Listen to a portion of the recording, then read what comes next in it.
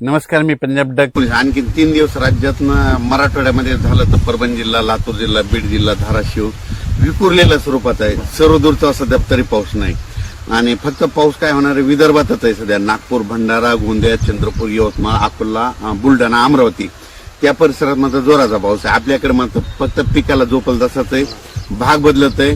मात्र चांगला पाऊस मात्र आपल्याला सप्टेंबरच्या पहिल्या आठवड्यात येणार आहे. म्हणजे 5 सप्टेंबरच्या नंतर त्या शेतातून सुद्धा पाणी वाईल असा पाऊस पडणार आहे. मग सप्टेंबरच्या पहिल्या आठवड्यात मोठा पाऊस पडणार आहे. पश्चिम महाराष्ट्राकडे सोलापूर जिल्हा, सांगली जिल्हा, कोल्हापूर, त्याच्यानंतर साताराच्या पश्चिम भाग, पुणे जिल्हा, त्याच्यानंतर कोकणपट्टी तिकडे मात्र आज देखील दुपारनंतर जोराचा पाऊस पडणार आहे म्हणून हा अंदाज लक्षात येतात.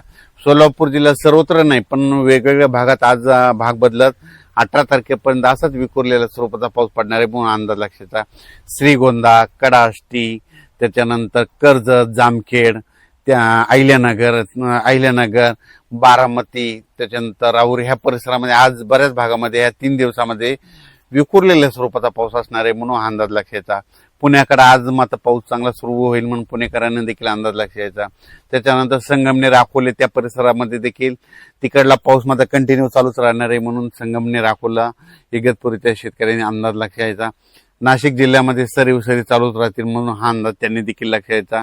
त्याच्यानंतर जळगाव जिल्हा, नंदुरबार जिल्हा आणि इकडं धुळे आणि असं ह्या पट्ट्यामध्ये मात्र कमी दाबाचे पट्टे 2 एका पाठोमाग जात असल्यामुळे तिकडं मात्र पाऊस असाच दररोज म्हणजे ह्या 18 तारखेपर्यंत आहे आणि त्याच्यानंतर शेवटच्या आठवड्यात बी ऑगस्टच्या शेवटच्या आठवड्यात बी पाऊस असणार आहे म्हणून त्यांनी अंदाज लक्षात यायचा.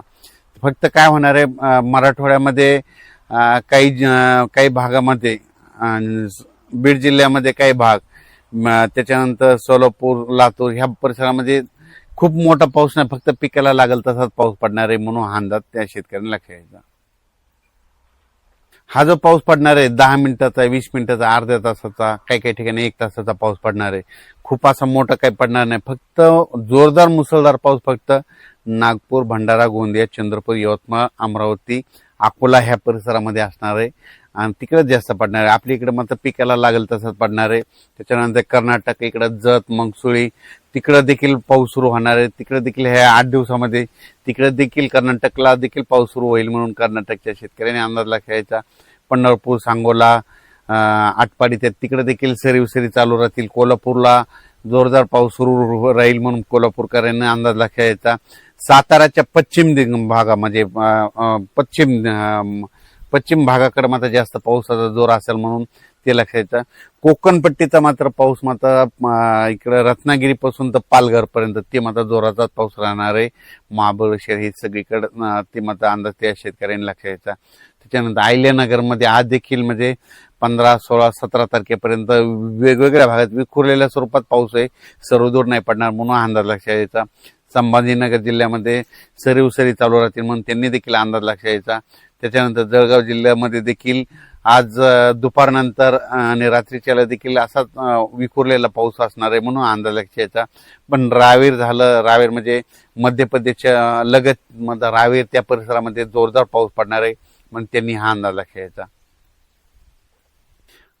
त्याच्यानंतर इकडे बुलढाणा जिल्हा, मेकर, खामगाव, नांदुरा, मलकापूर ह्या परिसरामध्ये देखील ह्या 3-4 दिवसामध्ये पाऊस आहे. त्याच्यानंतर ऑगस्टच्या शेवटच्या आठवड्यात देखील पाऊस आहे म्हणून हे लक्षात येतं. लोणारकडे देखील आज पाऊस पडत, इकडं मंठा या परिसरात देखील आज पाऊस पडणार आहे म्हणून त्यांनी देखील अंदाज लक्षात येतं. इकडे जालना जिल्ह्यात देखील पाऊस असणार आहे पण सर्वदूर नाही, भाग बदलतच पडणार आहे म्हणून अंदाज लक्षात यायचा.